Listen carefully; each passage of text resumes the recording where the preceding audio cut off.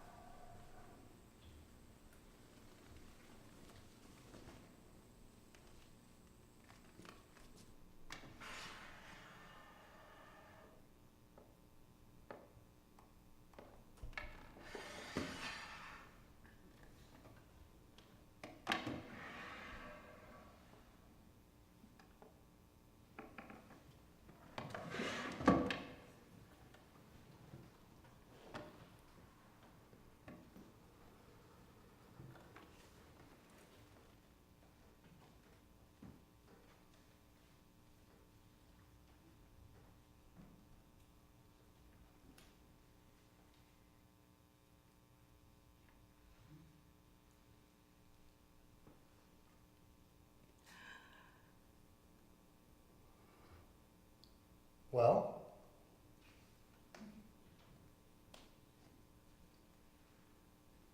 It's perfect. let's have a glass of wine.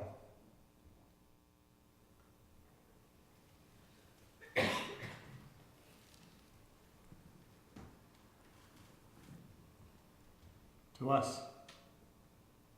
To us. Shit.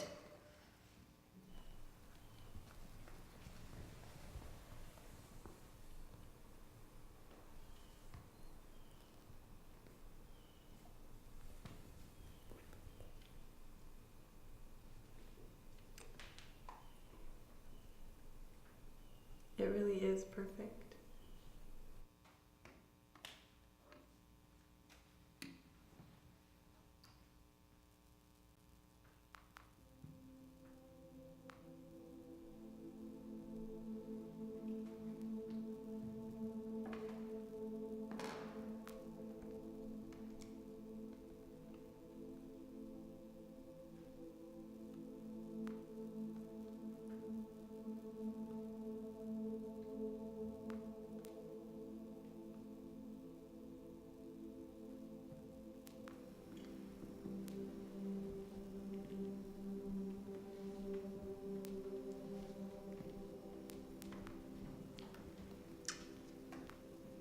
Tired from the road? I'm fine. You're wonderful. I know.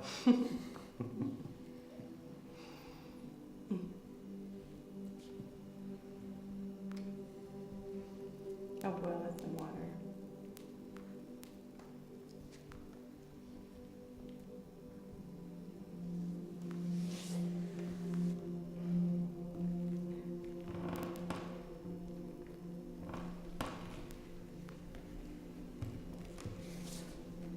Let's ever leave. Okay.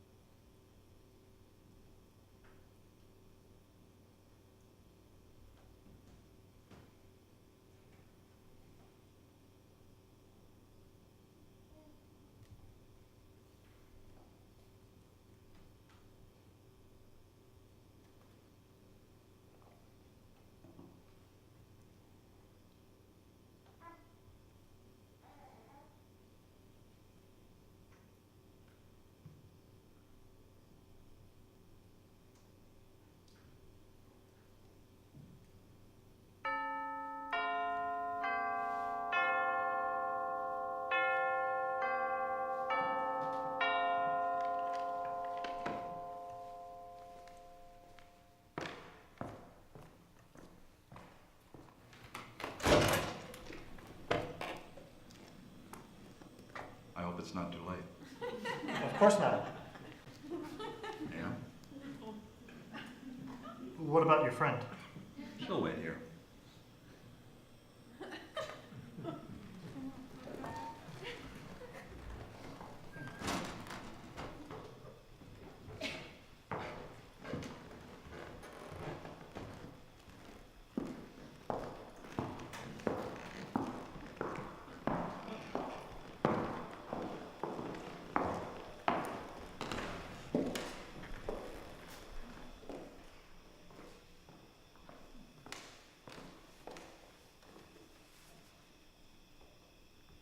Can I take your coat? That won't be necessary.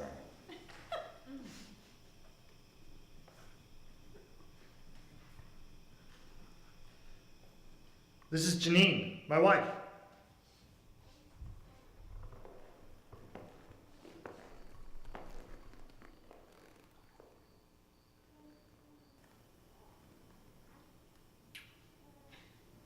So I gather.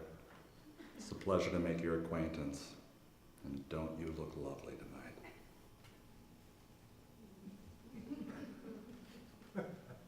I didn't get a chance to freshen up. Jim, you've outdone yourself with this one. Thank you. I try.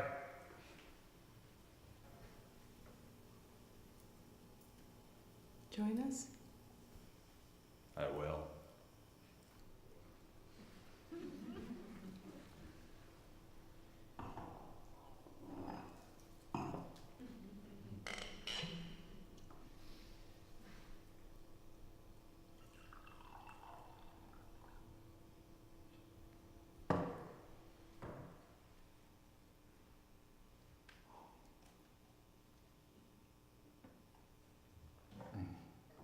It warms the heart. How was your drive? Fine. The roads are very smooth. Yes, we take great pride in the quality of our roads. Jim really knows how to handle himself behind the wheel. I'm sure he's useful in many situations.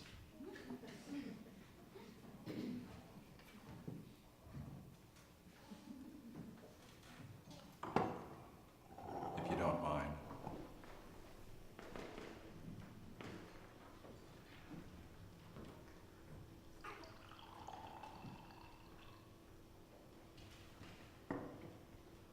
And how's the house so far?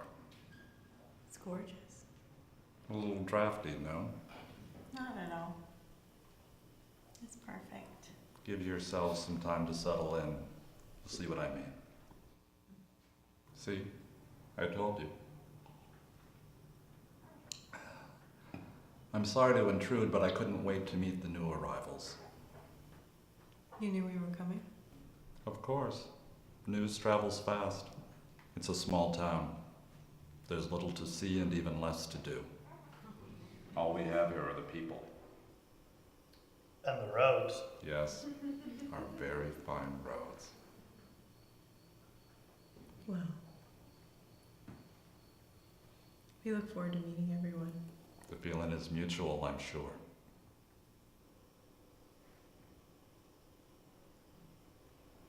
I'll drink to that. Yes, let's.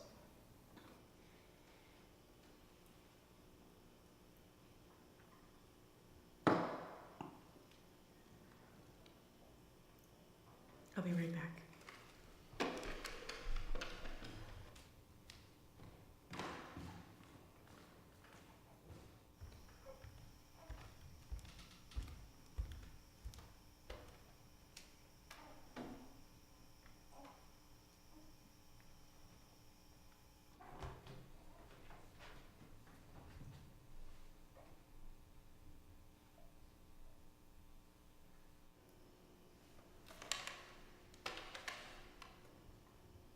Another?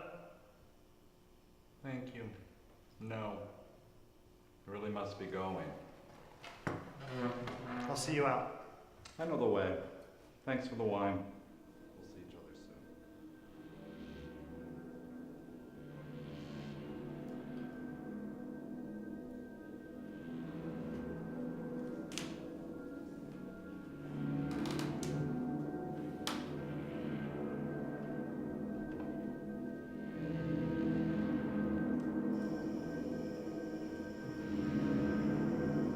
I wish you the best. Thank you.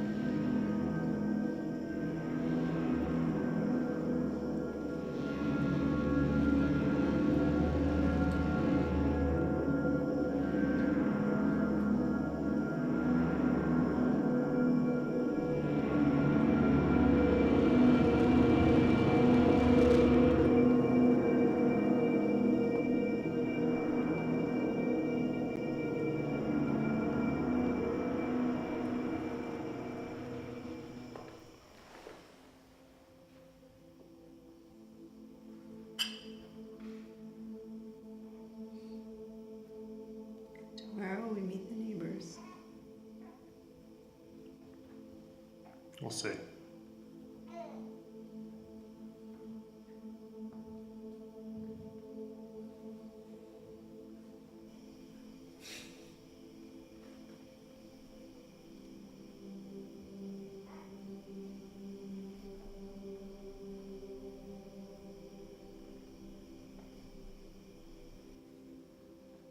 I'm turning in. You think they'll want to bother with us?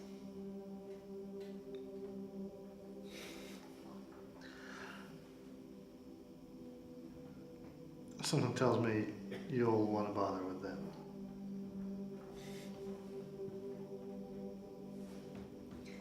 You'll sleep like a ghost tonight.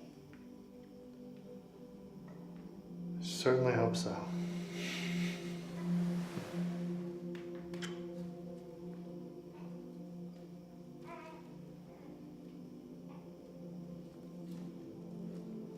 Don't be too long.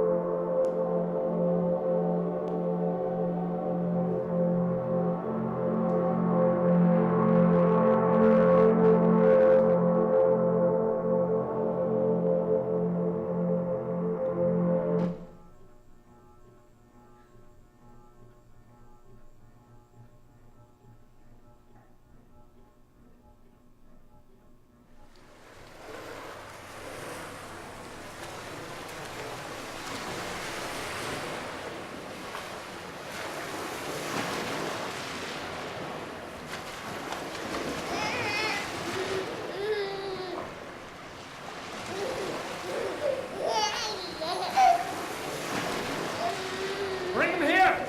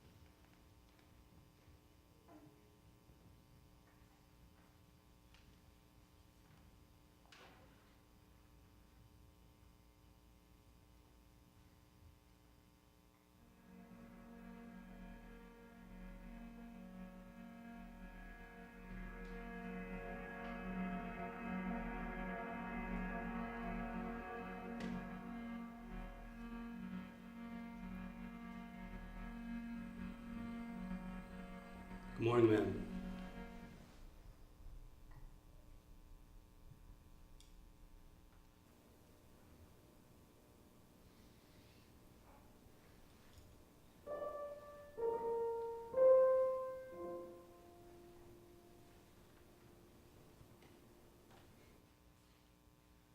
That's it.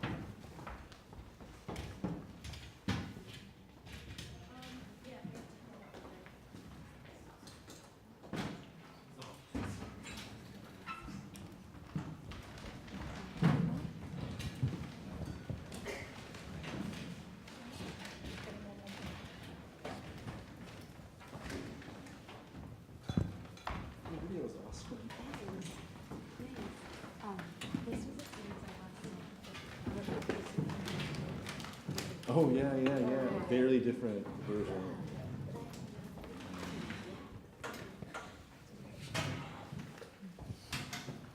Okay, so thank you everybody for coming to Prelude 2016. I'm Nina Siegel, I'm one of the producers. And we have Brian Rogers, who's a section of Screamers you just saw. And we have Madeline, who works with Brian very closely, and Tina Sada, who, if you were here before, we had an installation screening of Cadences. So I think we've got about 10 minutes, so we'll just talk briefly, and then if anyone has any questions, please go ahead. Maybe we want to start by just talking a little bit about how the projects came to be and how you think they fit into your wider practice of live work.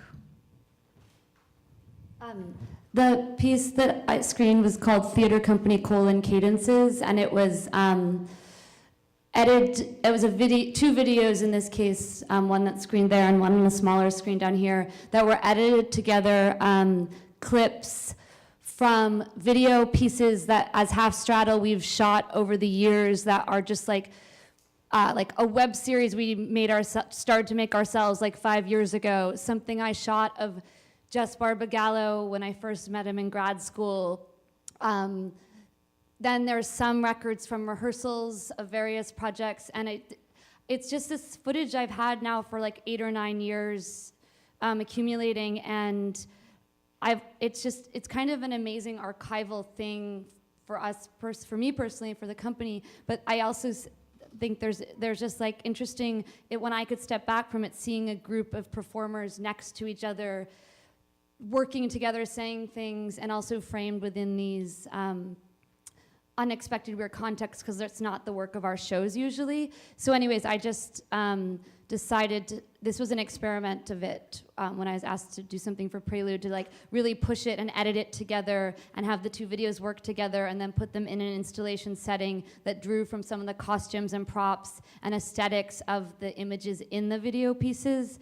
And I mean, I don't want to take up too much more time about it, but I have lots of developing thoughts on where it fits into my practice, because to like be looking at these people that I've looked at a million times and then look at them on video and be able to edit and repeat their gestures. I mean, it was edited in iMovie in pretty dumb ways, which was so fun, but like repeat their gestures, slow down when they look at each other. It felt weirdly similar to being in the rehearsal room with my interests that are like framing moments and these people seeing each other and seeing who's out there. So I was interested in clips where they look out. So it felt surprisingly within my theatrical interest. I felt like I was directing this thing, which I don't think is surprising to have happen. But Is it something that you imagine will be ongoing, to keep adding to this piece? yeah, this was yes, I love doing it. And we have this footage, and to me it's just these incredible performers, some of who are here, and like I just like the aesthetics of it. I like some of the lo-fi video in there, and I don't even know if this is on or I'm just loud, but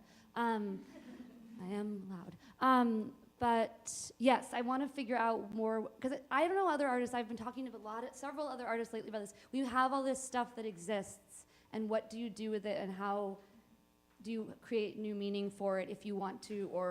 And I've been really, really interested in that question at this recent time in my career, where I've busted a lot of stuff out, and I'm like, what does all this behind me mean? And this way of playing around with the video has been really interesting. So I want to be, this felt like a first step, and I think there's a lot more for me to figure out about how to best contextualize and show it.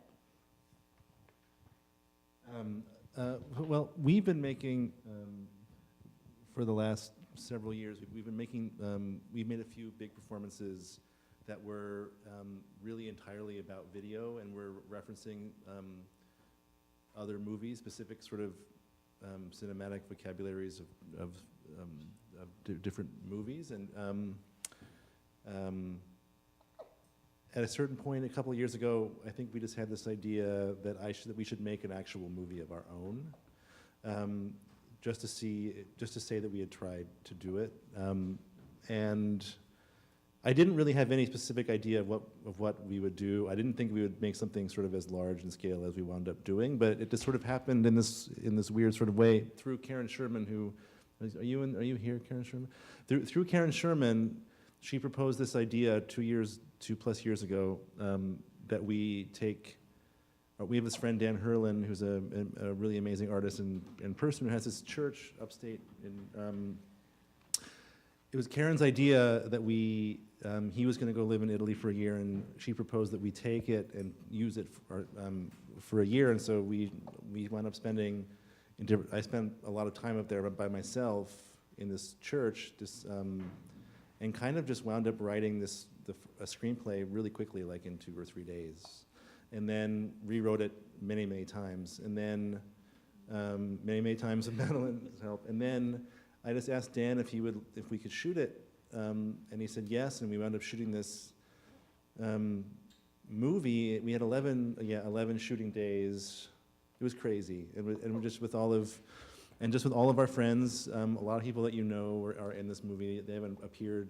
They appear later, and so we just said, yeah, I just wanted to make a movie, and not to make, because I feel like the pieces that we've been making are have these kind of really high concept, abstract references to films. I wanted to make I didn't want to for me, the way to not cheat was to try to make a film that kind of adheres to certain film conventions, like quote unquote Hollywood film conventions, my version of them. So that's what this is trying to do. It was also, we really took our working practice and our people who we work with in a performance theater setting, and we're like, we're just gonna make a movie. So there was a lot of learning about what that process would be, but also taking our sort of working relationships that we already had into this other medium. It was a way that they connected. This really felt like an extension of our theatrical practice, even though it's such a different outcome. Yeah. And do you have a plan for the full premiere of it? Do you know when that will happen? I think of this film as sort of half of a larger project. And so there's a performance that we're going to make that's meant to sit alongside this film that will happen at PS 122 next summer, I think. That performance it's a performance about video. There are whose subject really is the space that it happens in. It's sort of a horror. I think of it as like a live horror film about a theater. And then this will screen alongside it. But then I do hope that I'll find some way to screen this film as its own object somewhere. But I haven't really figured out what the right avenue to take that is. Great. So the theme of this year's Prelude is welcome failure. So although not everything is created in response to that, it feels worth mentioning. Do you find that you have a different relationship to failure when you're working in this medium? You mentioned editing and being able to kind of go back over things and look at things in a different way. And also with this work, it's very pristine, and you really are working towards a final cut that will be set at some point. Do you have a different relationship to experimentation and failure when you're working with editing and with film? Well, yes, a couple weeks ago, I taught myself iMovie to edit this, so it was extremely freeing, with the book next to me. I'd done it a couple years ago and hadn't done it, and so it was all about failure and weird mistakes, and that got dropped next to that clip, so now it's doing this amazing weird wiggle there. I'm totally keeping that, and now how to repeat it. So it's literally an exercise in overcoming failure inherent to my ignorance every second of it, and then being very precious. It was it's just a weird video I'm editing, and I just told myself but of course I knew it was going to screen somewhere that feels really, it's going to be seen, and it's very nice to be in Prelude, and I want people to come in and be intrigued and interested in it. So I wasn't just whatever, but so that there was a stake of failure to it there. And then in the meta aspect, these were all sort of, in most aspects, projects that, not that they never failed, but they had never gone out into the world. So they sort of were experiments that, for whatever reason, hadn't ever been out. So they were inherently not failures, like maybe some of them have been, but they were renewed. So For us, you know, the performances that we've made, we've tended to work in this really slow and kind of noodling, and the processes are really long, and we sort of afford ourselves endless opportunities to rethink and Like overthink everything. And so the thing that was really fascinating and really fun about this is that because for a variety of reasons, like the schedule of when we could have Dan's house and the budget that we had to work inside of and all the people that we had to bring together, we had to shoot this thing so quickly. It was literally, we were there for 2 weeks. We had 11 shooting days. Some of those days were like 20 hours long. And there was just no opportunity to really overthink anything. We were, at best, we were able to get 2 decent takes of, if we got 2 decent takes of any one particular shot, we felt lucky. And so we had to just make choices really fast and just commit to them there wasn't time to worry about whether they were good choices. I made so many arbitrary choices about this, and it was so fun to do that. But then in the editing, I've now had this footage for a year, and I've been sitting in my apartment editing this. This is the 3rd or 4th sort of pass through of this edit that we've done.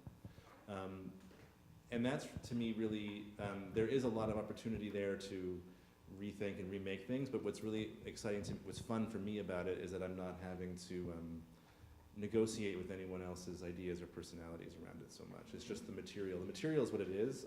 I can't change the material. It's kind of really fun to be able to, there's a lot of freedom inside the idea of being able to just remake all of this stuff without having to, there's no more generation that can happen for this. So. It's also interesting to see the things that we thought were so precious when we were shooting that don't matter in the end, and some things that just happened that are so key in the way that it came out. Great. Do we have any questions from the room? Anybody want to ask anything? Okay. Well, thank you. Thank you very much, everybody. Thank you. And we will be starting in a couple of minutes with our next set, which is going to be 4 readings. So do stick around. Thank you, everybody.